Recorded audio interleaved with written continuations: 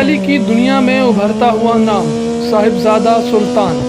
پاکستان میں motor sports کو نئی جہت بخشنے والے، پاکستانیوں کے دلوں پر حکمرانی کرنے والے ریس کے سلطان نے ایک اور سنگ میل عبور کر لیا.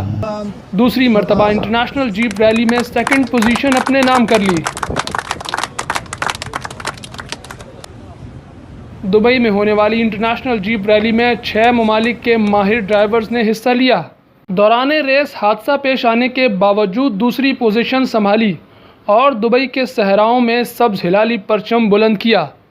الحمدللہ میرا سیکنڈ پوڈیم ہے یو اے ای کے اندر دبئی ریلی میں، اور اللہ تعالیٰ کی کرم سے ملک کو ایک اور ٹائٹل لے کے دیا ہے، اور یہ خواہش ہے کہ پاکستان کے لیے موٹر سپورٹ کے میدان سے ہم مزید ٹائٹلز لے کے آئیں، مزید ٹرافیز لے کے آئیں، اور موٹر سپورٹ کے جتنے بھی میدان ہیں ان کے اندر پاکستان کا یہ سبز ہلالی پرچم لہرائے.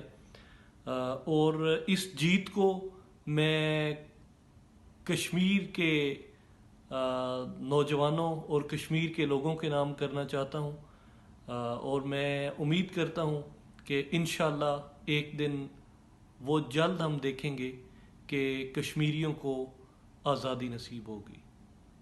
6 ملکی U A E desert baja championship کا ٹریک 214 کلومیٹر طویل تھا. صاحبزادہ سلطان نے اپنی کامیابی کو کشمیری نوجوانوں کے نام کر دیا.